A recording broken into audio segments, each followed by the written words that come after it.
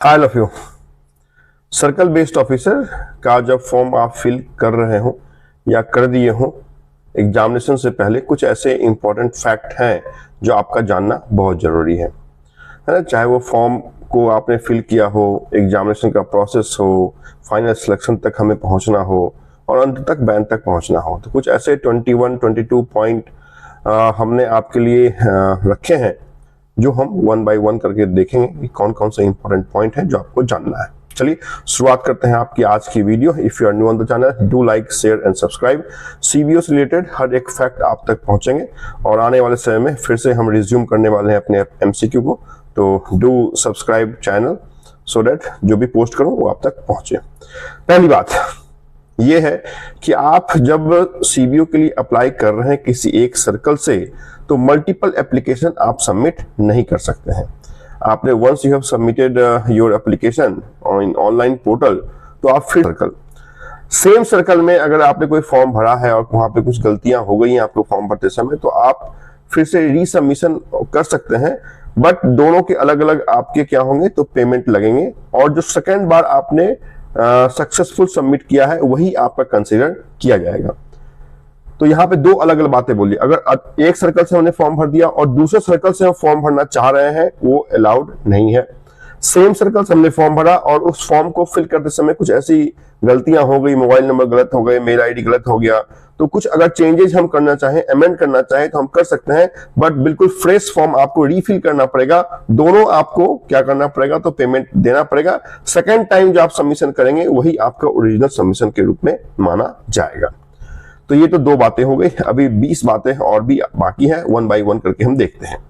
हमने तीसरे फैक्ट में आपको बताया है that the selected candidate will not B entitled for inter circle transfer. आपने एक बार बैंक ज्वाइन कर लिया तो दूसरे सर्कल के लिए आप एलिजिबल नहीं होंगे up to 12 years of service और अप टू स्केल 4। आप कॉर्पोरेट सेंटर एस्टैब्लिशमेंट के पोस्टिंग के लिए भी एलिजिबल नहीं होंगे, आप फॉरेन पोस्टिंग के लिए भी एलिजिबल नहीं होंगे 12 साल तक। ये क्या रखा गया, तो रिस्ट्रिक्शन रखा गया है for circle based officer. Next is the selected candidate will be posted with in the circle. उसके बाद आप जान रहे, candidate should be proficient in local language. इसकी बात ऑलरेडी मैंने कर ली है कि लोकल लैंग्वेज आपको जो भी रीडिंग, राइटिंग और अंडरस्टैंडिंग है ये आनी ही चाहिए। LPT test not required in case of production of 10th and 12th mark certificate or certificate evidencing having studied the specific local language। अगर 10th और 12th में आपने वो लोकल लैंग्वेज पढ़ा है, वो मार्कशीट या सर्टिफिकेट में दिख रहा है, तो LPT टेस्ट से गुजरने की जरूरत नहीं होगी। Next, LPT will be conducted during selection process before joining the bank। ये आप जाने, बैंक ज्वाइन करने से पहले ही आपका ये टेस्ट हो जाएगा। Next is caste certificate in standard format is compulsory। आप जिस कास्ट से बिलोंग कर रहे हैं, OBC, creamy layer, non creamy layer, SC ST है ना, या फिर कोई PWBD कैटेगरी के हैं, तो आपके पास स्टैंडर्ड फॉर्मेट में वो कास्ट सर्टिफिकेट या फिर आपकी डिजेबिलिटी सर्टिफिकेट होनी ही चाहिए, ठीक है, अदरवाइज डिवाइड कर दिया जाएगा। नेक्स्ट आप जान रहे हैं कि एज और एक्सपीरियंस जो आपसे मांगा जा रहा है कि एज 21 to 30 है, या रिलैक्सेशन आपकी ओबीसी में 3 इयर्स, SC ST PWD में 5 इयर्स का है, तो ये 30 अप्रैल 2025 तक होने चाहिए। और एक्सपीरियंस भी सेम, शेड्यूल कमर्शियल बैंक या RRB में अप टू 30 अप्रैल 2025 तक आपके 2 इयर्स के होने चाहिए। नेक्स्ट आप जान रहे हैं, candidate need to submit job profile certificate by their existing employer। No representation or correspondence will be entertained by bank in this regard। आप जब फॉर्म फिल कर रहे हैं तो जो आप प्रोफाइल आप डालेंगे वो आपके एग्जिस्टिंग या प्रीवियस एम्प्लॉयर का होना चाहिए, है ना। जनरली ब्रांच मैनेजर का जो प्रोफाइल लेटर है वो नहीं चलता है, तो अपने HR से आप ले लें कि आपकी जो प्रोफाइल है, और बहुत सही ढंग से उसमें मेंशन करवाएं कि आप कौन से डेस्क को हैंडल करें। This is very very important while screening test, है ना। स्क्रीनिंग में ये बहुत इंपॉर्टेंट है कि आपकी प्रोफाइल को जनरल कैंडिडेट के ऑफिसर के प्रोफाइल से मैच करके देखा जाता है, अगर एलिजिबल है तो in, if not out. So profile is very very important. Next आप जाने, सिबिल कोई भी आउटस्टैंडिंग ओवर ड्यू नहीं होने चाहिए, कोई भी राइट ऑफ नहीं होने चाहिए। अगर है तो इसके स्पेसिफिक बहुत वैलिड डिटेल आपको देनी है। अगर कोई आउटस्टैंडिंग है तो आपको ज्वाइनिंग लेटर से पहले आपको उसको सेटल डाउन कर लेना है, उसकी जो पेमेंट है वो भर देना है। अगर सिविल में आपके पेमेंट करने के बाद रिफ्लेक्ट नहीं हो रहा है तो कंसर्न बैंक या फिर जो भी आपकी फाइनेंशियल इंस्टीट्यूशन है उनसे आपको एनओसी या फिर रीपेमेंट का जो सर्टिफिकेट है वो ले लेना है। तो सिविल अच्छे होने चाहिए, सीधी सी बात यही है ना। 10 लोन हो कोई दिक्कत नहीं, 50 लोन हो कोई दिक्कत नहीं, बट स्टैंडर्ड लोन होने चाहिए, है ना। वो आप एक बार अपने सिविल रिकॉर्ड को जरूर देखें, क्योंकि ऑलरेडी आप सभी बैंक में है तो सिविल क्रिप जो भी आपकी ये साइट है इसका एक्सेस आपके पास होगा। अगर आपके पास नहीं होगा तो जहां पे लोन प्रोसेसिंग होती है उनसे अपना पैन कार्ड आधार कार्ड देके आप चेक करवा सकते हैं कि क्या आपके कोई लोन तो डिफॉल्ट नहीं है, क्या कोई क्रेडिट कार्ड तो डिफॉल्ट नहीं चल रहा है, तो एक बार जरूर आप चेक कर लें।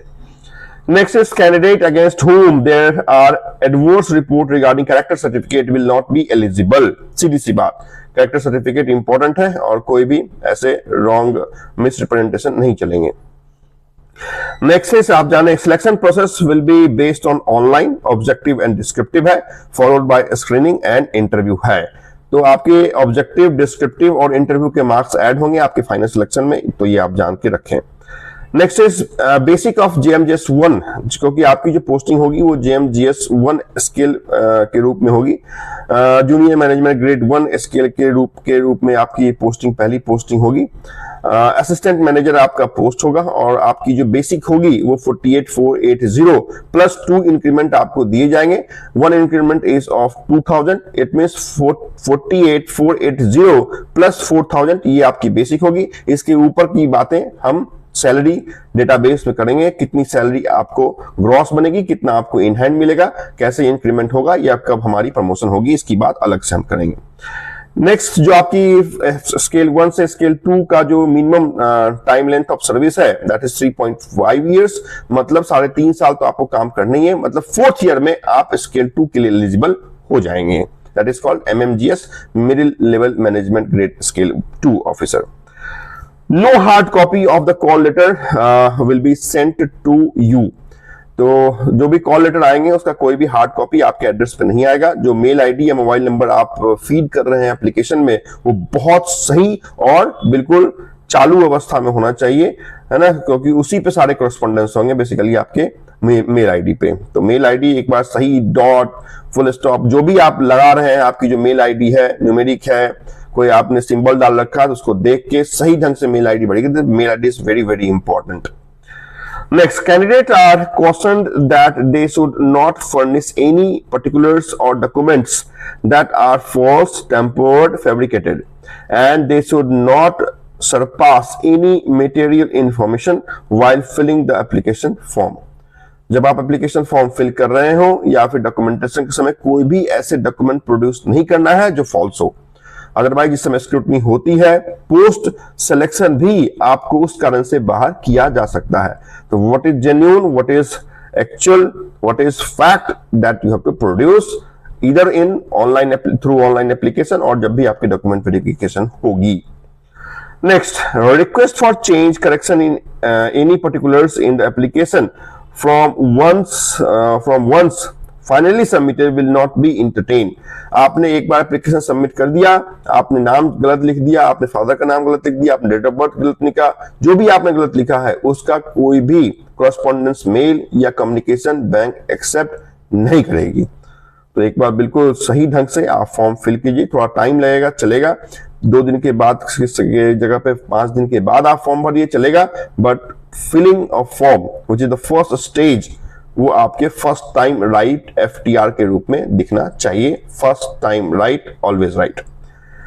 Next, no more than 1 application should be submitted by a candidate in case of multiple application only the last valid, स्पष्ट मैंने लिख दिया है, only last valid completed application will be retained.